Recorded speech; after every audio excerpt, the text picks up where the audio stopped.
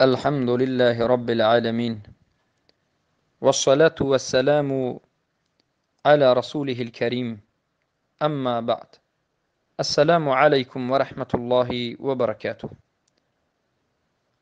برادران زیاد در مسئله قربانی کردن و در احکام و مسائلش سوالات را ارسال نمودند.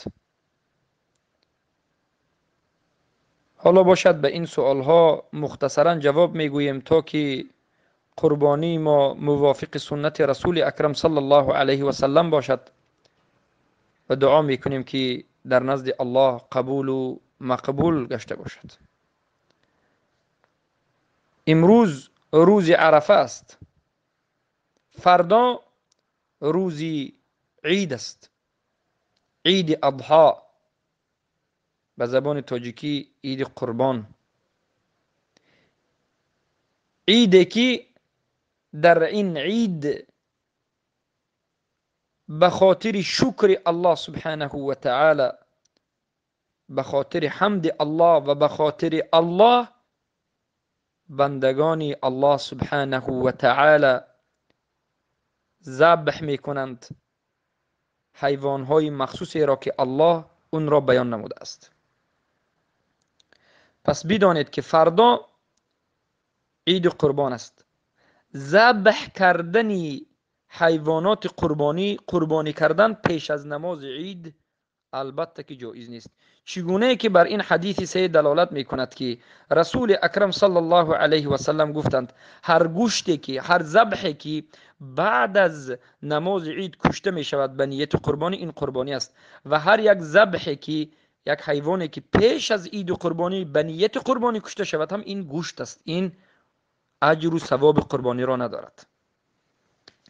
پس اولین شرط قربانی این است که انسان قربانی را بعد از نماز عید انجام بدهد. البته انسان موحد، یک مرد موحد و یک زن موحده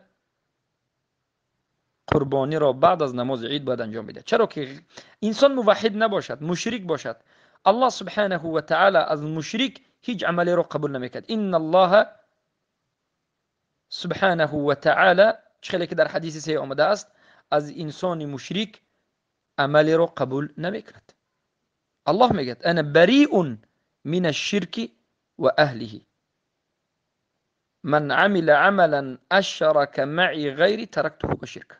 هر کسی که عملی کند که در این عملش شرک وجود داشته باشد، من خودش عملش را ترک میکنم. انسان مشرک عملش قبول نیست. پس اولا موحد باشید، بعد از این قربانی را بعد از نماز عید انجام بدهید. قربانی شما از چگونه حیوانها عبارت باشد؟ شتر بهترین حیوانی که از اون قربانی کرده می شود. این به حدیث صحیح و به اجماع علما ذکر شده است. این اشتر است. شتر، اشتر، ایبل،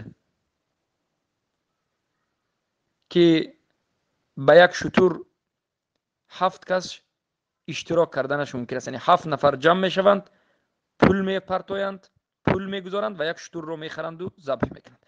و میشود که یک انسان خودش هم بکند. میشود که یک انسان 1000 شتر ذبح بکند. با مبلغ و شرایط و استطاعت و قدرت شما وابسته دارد. رسول اکرم صلی الله علیه و سلم 100 شتر ذبح میکردند از نام خود و از نام خانواده اهل بیت خود، از نام مادرانمون که زوجه های رسول اکرم صلی الله علیه و سلم بودند. و بعد از این دوم حیوان بقر است. بعد از شتر بهترین حیوانی که باید ذبح کرده شد این گاو است. جمهور علما میگن چخیلی که در حدیث جابر بن عبدالله رضی الله عنه آمده است، حدیث صحیح است که امام مسلم روایت میکنند، گاو باید ثنی باشد، یعنی 2 ساله رو پر کرده باشد. مذهب امام مالک میگن که 3 ساله رو پر کرده باشد. مذهب شافعی میگن که 1 ساله رو پر کرده باشد. عموما در همون منطقه زمان خود به قدر استطاعت خود این عمل رو انجام میدید. با گاو هم 7 نفر اشتراک کرده میتوانند، یعنی 7 نفر پول جمع میکنند، یک گاو میخرند.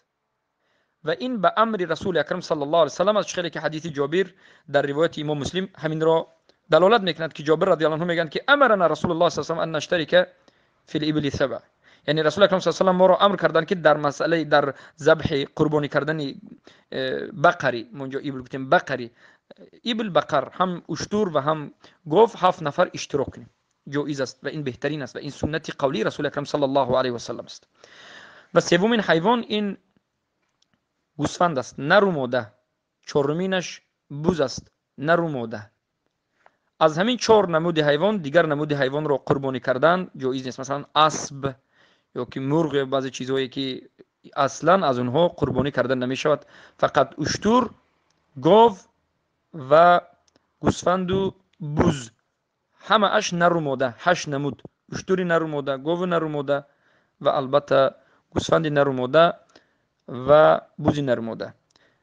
و باید بدانید که رسول اکرم صلی الله علیه و سلم بیان کردند که این حیوان‌های 8 گانه یا که 4 نمودی که نر و ماده هستند شما ذبح میکنید و قربانی میکنید، باید بهترین حیوان‌ها باشند، یعنی بهترین حالت را داشته باشند.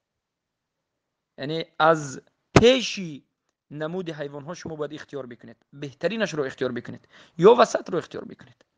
البته شاخش، حیوان‌های شاخدار، شاخش شکسته نباشد، پایش شکسته نباشد، چشم‌های این حیوان‌ها کور نباشد، گوشاش بریده نباشد، یعنی نقص نداشته باشد.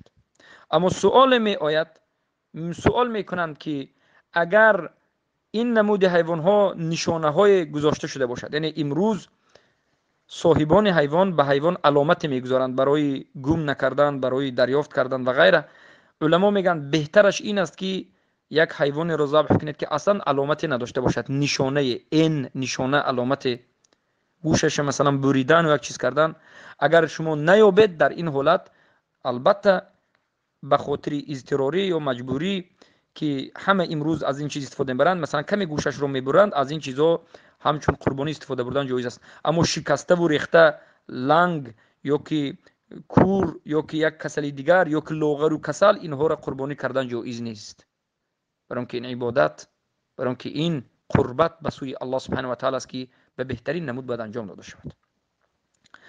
برادران و خواهران بزرگوار، بدانید که قربانی این فقط از حق مرد نیست، زن هم میتواند که از نام خودش قربانی بکند. اگر زن یک پول مبلغ داشته باشد، فرزند خودش رو بگوید که یک گوسفندی رو بیار، یک بوزی رو بیار، من این رو ذبح میکنم، جایز است، بهترین عبادت است. باید زنها هم انجام بدن این عبادت رو. یا یک مرد موحد مبلغ دارد، شرایط دارد، پول دارد، از نام خودش، از نام زنش، از نام مادرش، از نام پدرش کسی نباشد بکند، جایز است.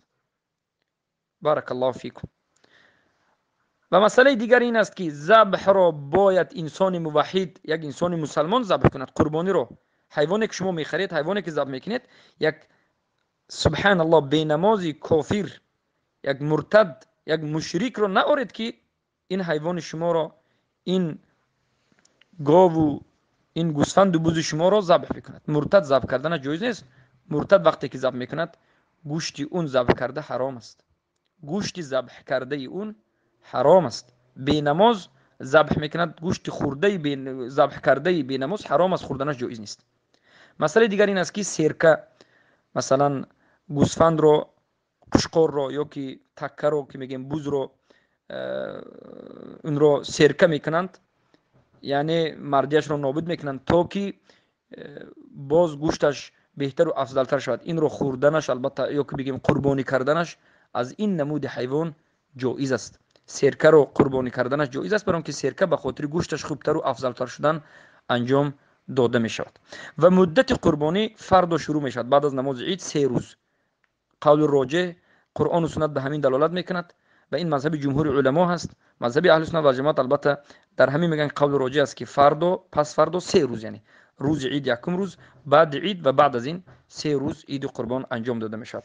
بارک الله فیکم، حیاکم الله و بیاکم.